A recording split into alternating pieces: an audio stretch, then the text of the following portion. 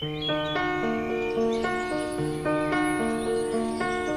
кеште жай серуенде қалағаным, бүгін мен бақты бір сәт араладым. Мәңгілік жасыл мекен осы бір бақ, махаббаттың ордасы саналады. Мекені осы бір жер ғашықтардың, тамаша жерден қалай қашықтар кім? Көрмейсің бе жастардың қауышуға, кеш сақ келуге асыққаны? Отырып шыршалардың арасында, ағаштардың кездесіп тасасында, екі ғашық бір-бірін өбіп жатыр. О махаббат, пәксің бе, тазасың ба?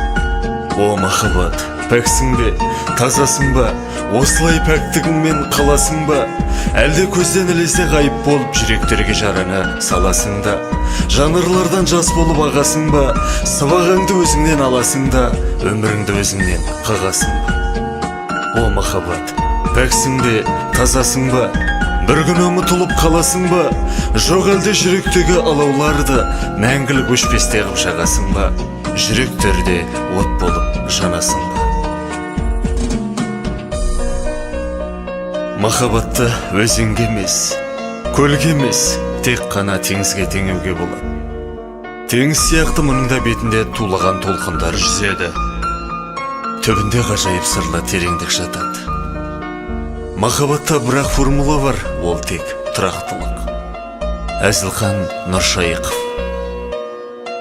Бұл өмірде махаббаттан асқан қазына жоқ. Ілияс Есенберлин.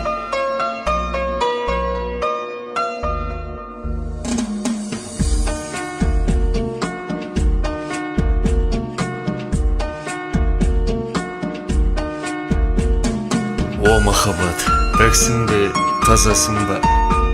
Көрерсің қуанышың қайғысын қазасың ба?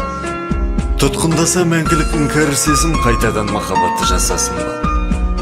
Бақытты болыңдаршы ғашықтарым, сүйісіп қауышуға асыққаным, сүйген жүрек сүйеді лүпілімен, сонда дайын қашанда қасыққаным.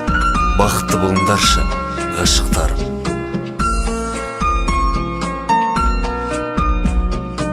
Махаббатқа сөзін жазған Жеткіншек Меңдіғалиұлы.